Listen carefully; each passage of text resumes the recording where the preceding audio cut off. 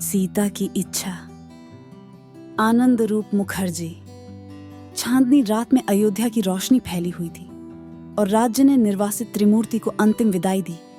साधारण वस्त्रों में लिपटे राम, सीता और लक्ष्मण ने महल की सुख सुविधाओं को त्याग दिया और अज्ञात जंगल की बाहों में समा गए। प्राचीन पेड़ों की छांव में राम, सीता और लक्ष्मण जंगल की ओर अपने सफर की शुरुआत करते हैं। वे जंगल में शिकार करके और प्रकृति पर निर्भर रहते हुए जीवन बिताने लगते हैं। एक दिन सुर्पणखा रावण की बहन लक्ष्मण के पास आती है। सुर्पणखा: अरे वीर योद्धा। लक्ष्मण चौंकते हुए, तू कौन बाड़ू? सुर्पणखा: हम सुर्पणखा हई आ तोहार वीरता। आ सुंदर शरीर हमारा दिल के जीत लिहले बा। हमार साथ चल। लक्ष्मण दृढ़ता से मुंह मोड़ते हुए, हमार दिल दूसरा के बा। हम अपने भाई के मिशन के प्रति समर्पित बाणी। सुर्पणखा लक्ष्मण के पास झुकते हुए, थोड़ा मस्ती करस। पल के इच्छाओं के अपनावे में का हर्ज बा। लक्ष्मण दूर होते हुए, हमार रास्ता कर्तव्य आ सम्मान के बा। हम एकरा से भटक ना सकीला। सुर्पणखा दुखी होकर तू हमरा से इनकार करे के हिम्मत केलस? का तू जानस ना हम कौन हई? लक्ष्मण हमरा किसे पता? तू खुदे पता करस। हम ही ना जानस कि हम कौन बाणी। जवन बनब उहे हमरा बताएगा कि हम कौन हई। सुर्पणखा हमरा बेतुका बात ना समझ आवेला। चल हमनी के बतावस कि हम कौन हई। हम रावण के बहन हई। लक्ष्मण तो इसका मतलब तू पहले से जानत रहीस त काहे पूछलस? सुर्पणखा गुस्से में, का हमर भाई के नाम से तोहरे शरीर में कंपी नहीं खे आयल? तू अपना अपमान के सजा पैब्स। तू हमरा के अपमान करे के हिम्मत कीलस। लक्ष्मण हमरा से दूर रहस। सुर्पणखा हाथ उठाकर उसका रूप राक्षसी रूप में बदल जाता है। तू एह बात के पछताएब्स। लक्ष्मण अपनी तलवार खींचते हुए पीछे हट्स राक्षसी। सुर्पणखा चली जाती है। रावण जो छिपे हुए हैं पूछते हैं, का भइल बहिन, तू परेशान लागेली? केहू तोहरा के परेशान केलस? सुर्पणखा ऊ जंगल में ऊ बच्चा बा। ऊ खुदे के बहुत मानेला। ऊ हमरा के अपमान खिलस। रावण हम तो उनका के परीक्षा लेब जे हमरा बहिन के अपमान केलस। रावण अपने सेवकों को संकेत देता है। मुनिक के बुलावा। मारीच सुनहरा हिरण का रूप धारण करता है और सीता के सामने आता है। राम जंगल में आज कितना सुंदर दिन बा सीता। त्रिमूर्ति दूर में चमकदार सुनहरा हिरण देखती है। सीता जो जंगल की एकाकी जिंदगी से प्रभावित थी, एक पालतू जानवर की इच्छा करती थी और यह हिरण उसे मोहित कर देता है। वह राम से विनती करती है, देखो राम, एक सुनहरा हिरण कितना आकर्षक है।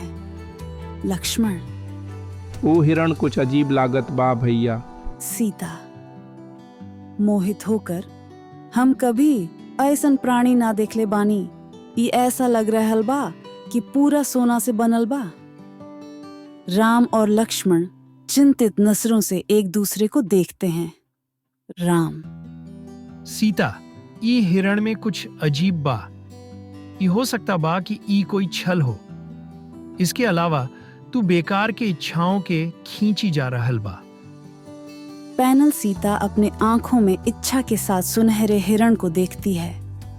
सीता सपनों में खोई हुई, हम एक रा के चाहस। राम अगर तू हमरा के प्यार करस त कृपया ई हिरण लावस।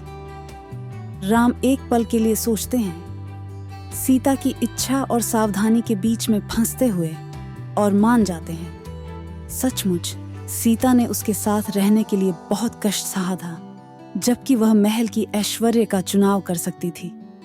वह सीता के लिए इतना तो कर ही सकते हैं।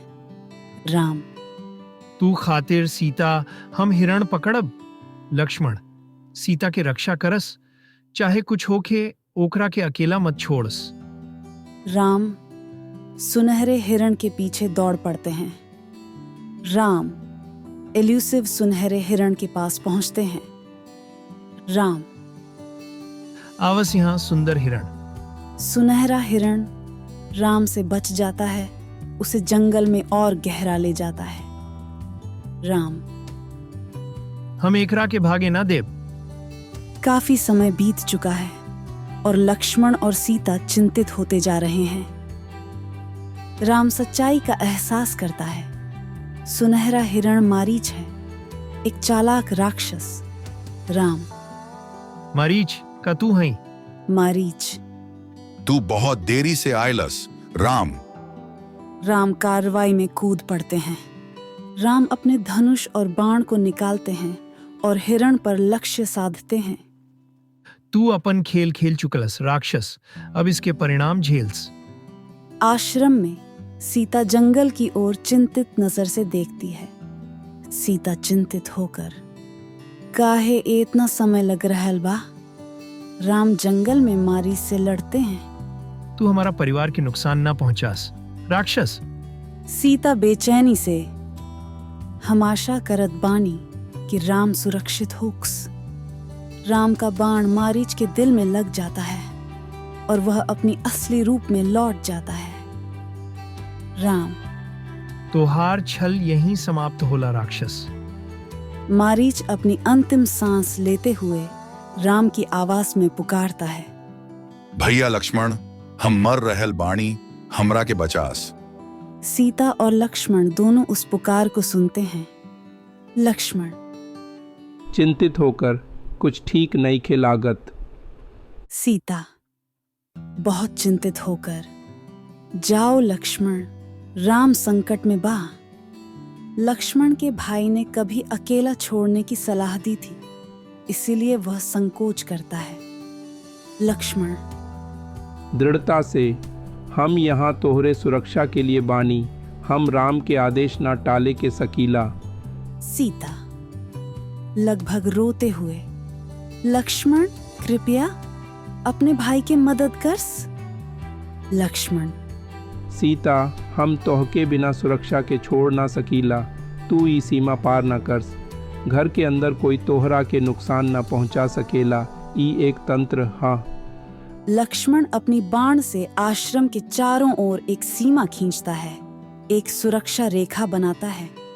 सीता कृपया लक्ष्मण, हम आग्रह करत बानी के जाव। लक्ष्मण हम राम के पास जीव सीता, लेकिन जानस की सीमा तो के सुरक्षित राखी। सीता लक्ष्मण के जाते हुए देखती है। उसके चेहरे पर चिंता और राहत का मिश्रण है। सीता लक्ष्मण द्वारा खींची गई सीमा के पास बैठती है। लक्ष्मण और राम की वापसी के लिए प्रार्थना करती है। रावण साधु के रूप में छिपा हुआ सीता के पास आकर्षण और छल के साथ पहुंचता है। साधु रावण नमस्ते प्यारी बहन, आप यहाँ शांति की स्थिति में लग रही हैं। सीता आदरपूर्वक खड़ी होती है, साधु की उपस्थिति को स्वीकार करते हुए। साधु इन जंगलों में इतनी सुंदरता मिलना दुर्लभ है, क्या आप इस गरीब आत्मा की मदद करेंगी?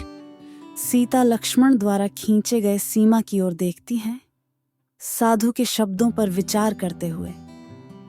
साधु सीता को एक प्रभावित करने वाले स्वर में मनाता है। साधु सच्चा सद्गुण दया दिखाने में है। सीमा के बाहर कदम रखें और आपका दिल आपका मार्गदर्शक होगा। सीता शायद इस साधु की सलाह में कुछ बुद्धिमत्ता है। रावण का कुटिल हंसना प्रकट होता है। जैसे ही वह सीता का हाथ पकड़ता है, अपने वास्तविक इरादे प्रकट करता है। रावण का वास्तविक रूप सामने आता है, सीता को चकित कर देता है।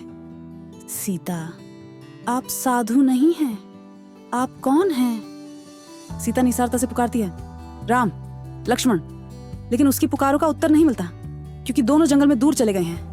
रावण की उड़न खटोला सीता को ले उड़ता है, केवल उसकी चीखों की गूंज छोड़ते हुए। राम और लक्ष्मण वापस आते हैं। और सीता को गायब पाते हैं, उनके चेहरे पर भय स्पष्ट है।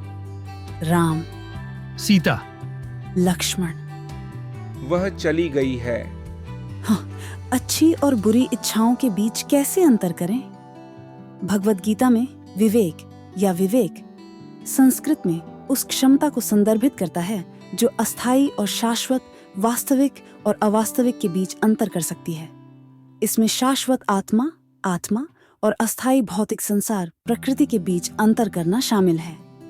इस संदर्भ में विवेक वास्तविकता की सच्ची प्रकृति को पहचानने की क्षमता है और आत्मिक ज्ञान के साथ चुनाव करने की क्षमता है। इसीलिए ऐसा लगता है कि जो विकल्प आपकी सच्ची प्रकृति और सामान्य प्रकृति के अनुसार होते हैं, उन्हें अच्छे विकल्प या इच्छाएं माना जाता है। हमारे साथ रहने के लिए आपका बहुत बहुत शुक्रिया। कृपया लाइक करें, सब्सक्राइब करें और भविष्य में प्रकाशित कंटेंट के लिए बेल आइकन जरूर दबाएं।